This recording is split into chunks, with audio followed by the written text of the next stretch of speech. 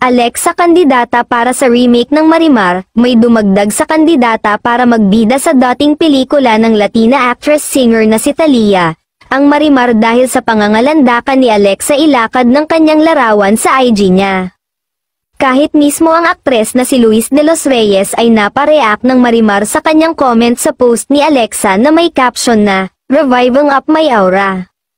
Pagkaganda-ganda naman kasi ni Alexa sa kanyang headshot na nakalaglag ang alon-alon nitong buhok, na ginawang basehan ni Luis para makita nito ang karakter ni Marimar sa itsura ng kapamilya actress-singer.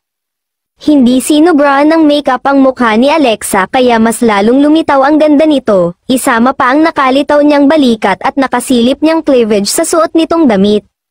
Hindi naman kinontra ni Alexa ang comment ni Luis, inaprubahan pa nga niya ito sa tugon nitong pink heart icon at flying hearts emoji. Bumilibre ng isa pang magandang aktres ng kapamilya na si Luis de los Reyes at napa-comment ito ng gorgeous. Sumausaw rin ang kontrobersyal na jowa ng Olympic two-time gold medalist na si Carlos Yulo, na si Chloe sa post, say nito sa comment, "Mother." Kahit mismo si Alexa ay nagandahan sa sarili kaya nagpakuha ito ng shot at ipinost sa kanyang social media.